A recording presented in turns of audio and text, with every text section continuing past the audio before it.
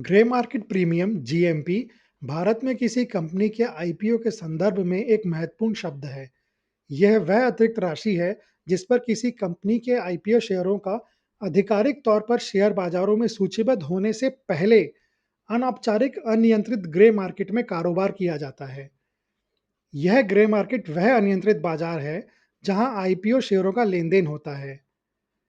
ये सौदे over the counter होते हैं, अक्सर व्यक्तियों या छोटे अनौपचारिक ब्रोकरों के बीच। यहाँ कोई केंद्रीय विनिमय, डिजिटल ऑर्डर बुक या सेबी का नियामक पर्यवेक्षण नहीं होता है। वे मुख्य रूप से विश्वास और अनौपचारिक समझौतों पर आधारित होते हैं। जीएमपी आईपीओ के इशू प्राइस और ग्रे मार्केट में उन शेयरों के कारोबार की कीमत के बीच का अंतर है।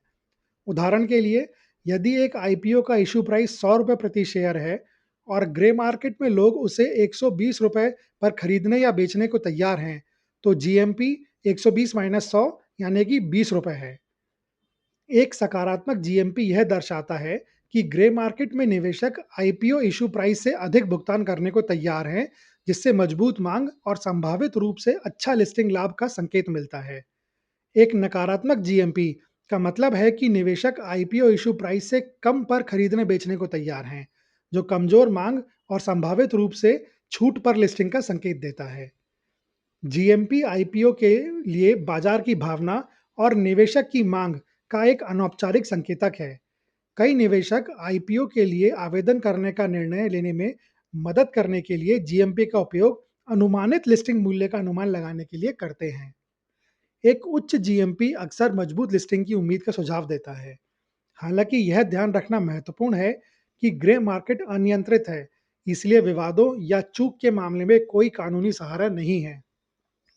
जीएमपी खबरों, बाजारों की स्थितियों, सदस्यता संख्या और यहां तक कि अफवाहों के आधार पर भी काफी उतार चढ़ाव कर सकता है। वास्तविक लिस्टिंग मूल्य जीएमपी से भिन्न हो सकता है। ग्रे मार्केट में अक्सर कोष्टक दर पर सौदे होते हैं, जहां एक निश्चित राशि आईपीओ आवेदन के लिए भुगतान की जाती है, भले ही आवंटन मिले या ना मिले।